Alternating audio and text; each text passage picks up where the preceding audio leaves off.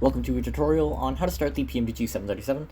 This is the first audio recording I've ever done in my entire existence of this YouTube channel, so this is actually quite new.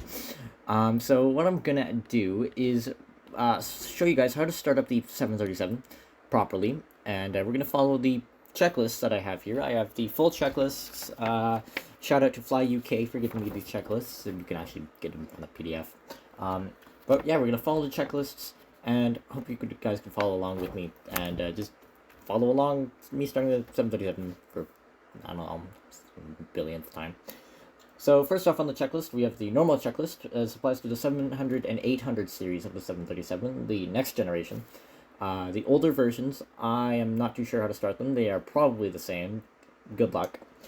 So first off on our checklist, we have the pre-flight flows. We have to download charts and NOTAMs, check the weather, load the packs, cargo, and fuel, and file the flight plan. We do not need to follow the pre-flight flows, as we are not doing a flight. I'm just showing you how to start the aircraft. So the pre-flight checklist is what we need. So we've got to make sure that our parking brake is set, which it looks like it is. If you look down here, you can see that this changes. That's our parking brake is set, so that's good. Battery. So the battery switch is, if you go up to your overhead panel up here, the battery switch is right here. I'm just going to click that, and it just starts up. So now that we have the battery on, what we want to do now is make sure the guard is closed. It is closed. And our standby power guard, it is closed. Standby power guard closed. We're going to turn on the emergency power lights as we need them on.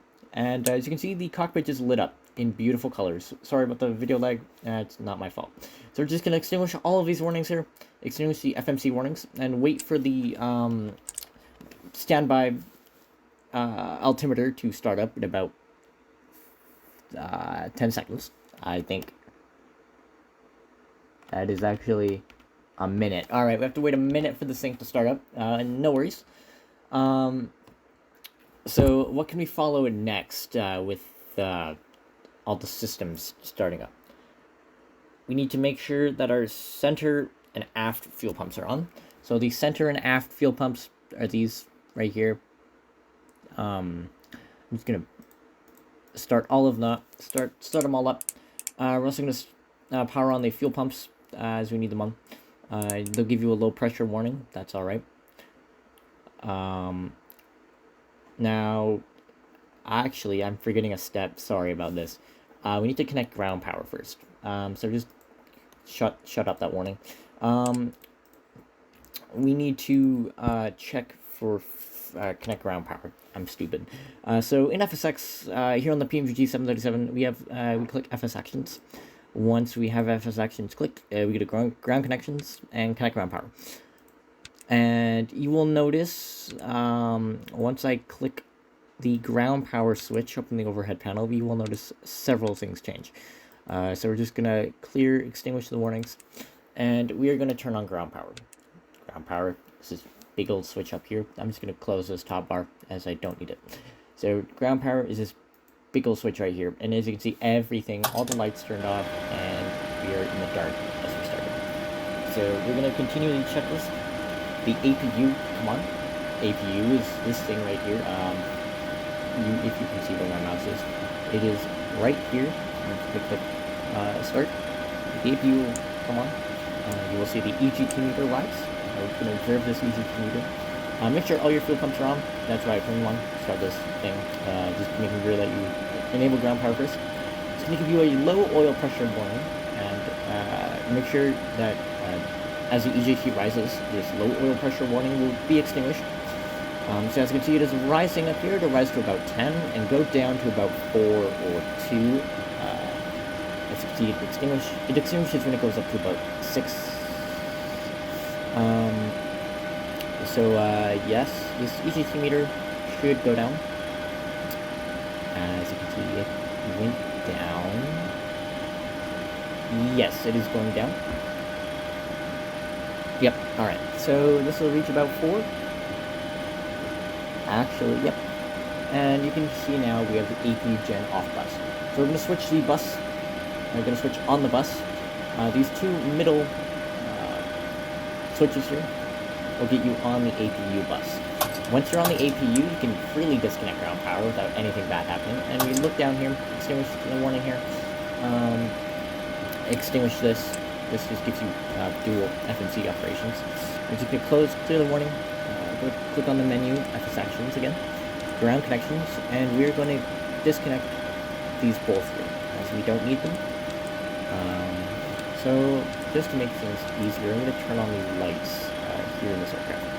So these have knobs here, main panel knobs, that we can interact with, and yes. So this will give you light in your cockpit. Wrong one. These will give you light in your cockpit. Some of the cockpit buttons and stuff will be a bit different depending on your simulator and the aircraft. So for instance, I have a heads-up display. Pretty neat.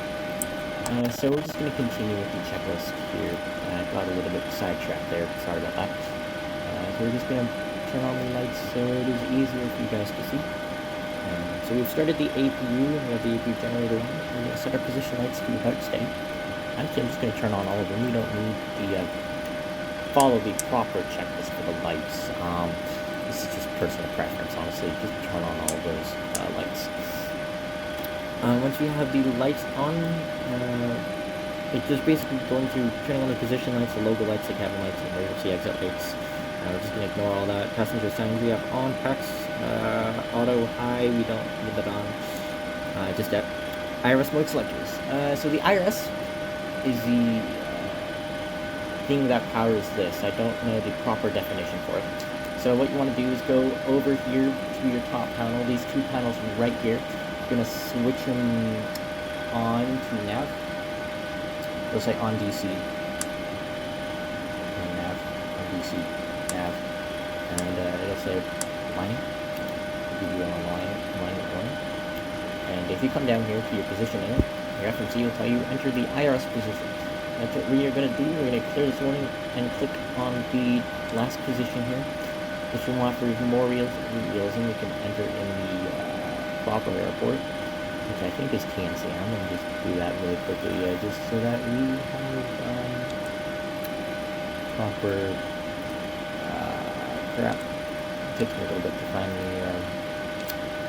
waypoints, or the letters, sorry, waypoints, what am I talking about? Just click here, and as you can see, your displays change. So we're not going to mess with anything else in the FMC. That is, I think, for another tutorial I'm going to do, flight time planning. This is the initial pre-flight checklist and the engine start. We're not going to file anything, we're not going to even touch this. We're not going to touch this FMC anymore, and we don't need it. So, what do you do now? Well, we continue following the checklist. So, we have everything set. All of the requesting the flight plan clearance here, we can ignore all of that as we are not filing anything, so we don't need to do that. The before start checklist, we will follow some of them, so we don't need auto throttle armed. We have our left and right center fuel pumps and our aft fuel pumps on. We need to turn on the electrical hydraulic pumps, which are these two little things here, if I can just zoom in a little bit. These things right here. You can click them both. Also make sure that you turn on your anti-ice, which is all of these switches right here. Make sure those are on, make sure you don't get any warnings. And as you can see, we have hydraulics now, fully. As I go back on my yoke, I do have actual yoke for this, which is actually quite nice. So next, we're going to continue following the before start checklist. Parking brake is set, ground equipment we have removed already. The engine area is not clear just yet, we're going to push back in a minute. So we have everything, I think set up. Maybe. So we can ignore, flight control 1. Oh wait, we forgot yaw damper. Yaw damper must come on, I'm silly. I'm skipping steps. So the yaw damper, if I can find it, the yaw damper is somewhere. hiding. It's hiding. Let me just quickly go to the lower panel. It's right here. Turn on the yaw damper. Turn on this. Something that we'll do. Enable. That's okay for now. We're going to go back to the cockpit and then disengage our partner brake. And press push back. So for me, it's just a simple keyboard combination and this push back track comes out here. I'm going to enable our taxi lights. And we are pushing back. Sorry for the lag. I don't know how bad it is. We can go external view. And then there's this pushing back. Install this back. Good. So the engine area is now clear. So we can just stop pushing back. Shove it up. No one cares. And we're going to next turn on the aircraft. Just gotta wait for this thing to just nose to get way back. And it's slow. It's a little slow. Just don't need it to be near me, so it's something good engine roll. Pushback simulator. Alright, it's away enough. So to start the engines, it's quite a simple process once you get the hang of it. You go to this little thingy here. We're just gonna click the ignition here, that's off. And we're gonna set engine 1. We're gonna set engine 1 to ground. And we look down at our central pedestal here. This big gold display. Wait for this thing to discover to reach about point and hit the little valve underneath the throttle cloth there. And wait for it to power up 18 and 19 points so we can hit that up. And I think we can start the other engine simultaneously as well. Set that to the ground and set the wait for this thing to rise as well. I think the neat thing about this engine is that I think instead of 2 both, I can fire both simultaneously at the same time, which is actually quite neat. So once you wait for the engines to speed up, which they eventually will, you'll see these lights get extinguished.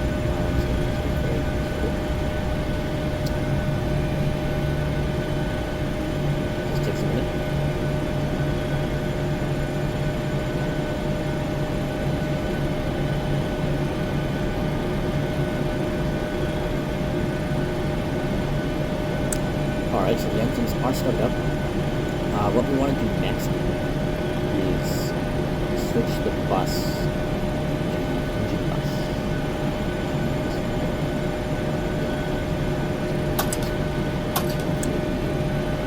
Make sure you turn on the access valves.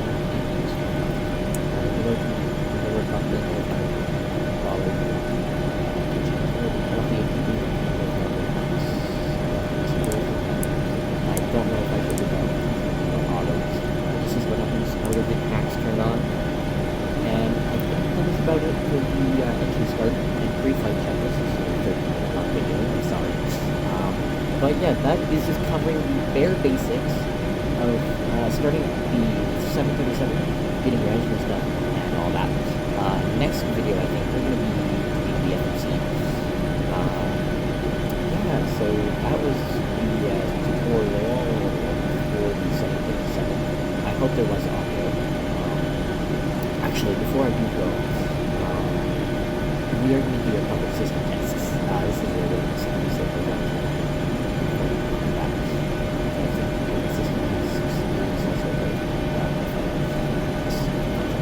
So, I'm going to go down here. Hold this for about 2 seconds.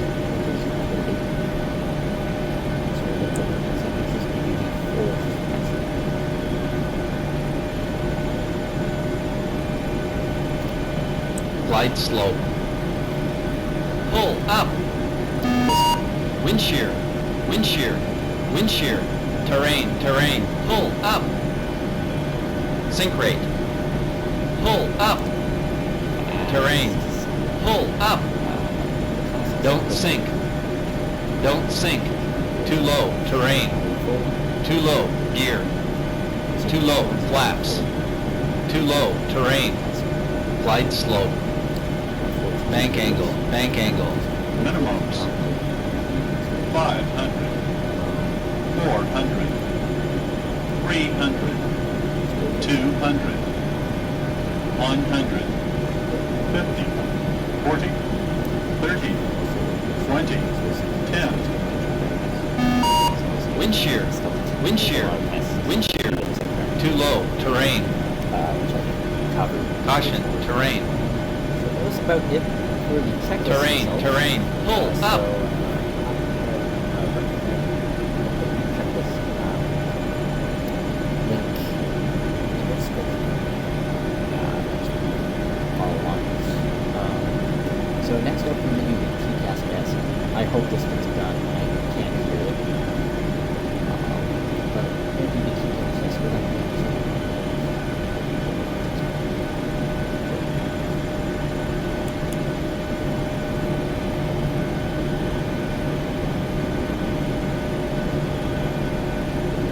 should say it's going to pass. Yep. TCAS test. Alright. Pass. Engine fire test. Still a test now.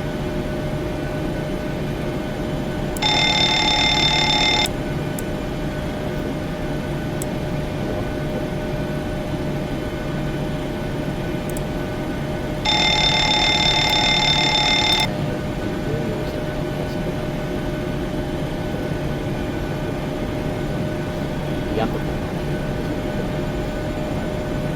This is the upper one.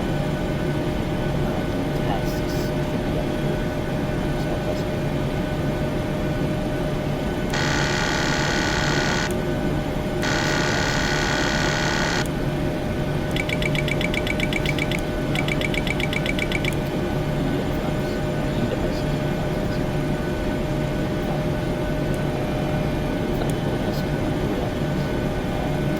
There is a cockpit voice recorder test somewhere. Yep, right.